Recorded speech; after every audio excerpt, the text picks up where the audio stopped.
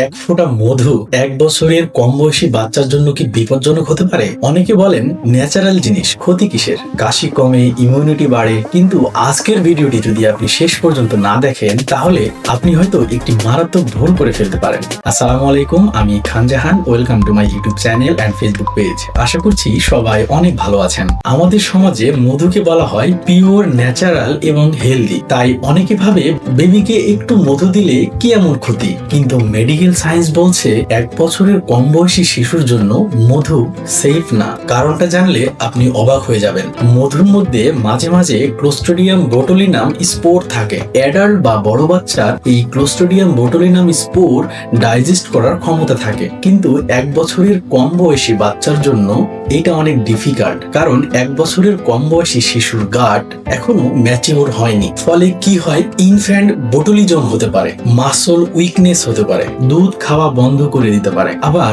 অনেক সময় শ্বাস নিতেও কষ্ট হতে পারে। এটা রেয়ার, কিন্তু সিচুয়েশনটা অনেক সিরিয়াস।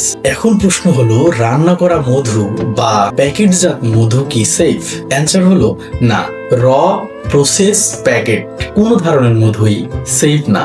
যদি শিশুর বয়স 1 বছরের কম হয় তাহলে গরম করলেও স্পোর ধ্বংস হয় না, ব্র্যান্ড চেঞ্জ করলেও রিস্ক থাকে, এবং এটা ওয়ার্ল্ড হেলথ অর্গানাইজেশন এবং পেডিয়াট্রিক গাইডলাইনে সম্পূর্ণ ক্লিয়ার ভাবে লেখা আছে। এখন আমি আপনাদের সাথে কিছু স্মার্ট সলিউশন শেয়ার করছি। শিশুর বয়স 1 বছর পূর্ণ হলে তারপরেই তাকে মধু খেতে দিন। তার আগে সুইট টেস্ট করানোর দরকার নেই। হ্যাঁ, যদি ডক্টর রিকমেন্ডেড অল্টারনেটিভ হয় সেক্ষেত্রে দেখা যেতে পারে। ঠান্ডা বা কাশির জন্য কখনোই নিজে নিজে মধু খেতে দিবেন না। যদি ইতিমধ্যে মধু খাওয়ানো হয়ে যায় তাহলে কি করবেন? ভয় পাওয়ার কিছু নেই। লক্ষণগুলো একটু ভালো করে দেখুন। উইক ক্রাইং, মানে কানতে অনেক কষ্ট হচ্ছে, বা দুধ খাচ্ছে অনেক কম, বা কনস্টিপেশন, এরকম কিছু আনইউজুয়াল মনে হলে অবশ্যই আপনি দ্রুত ডক্টরের পরামর্শ নিন।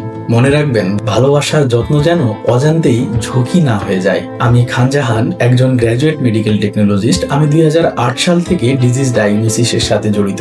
আমি বিশ্বাস করি একটি সঠিক তথ্য একটি শিশুর জীবন বাঁচাতে পারে।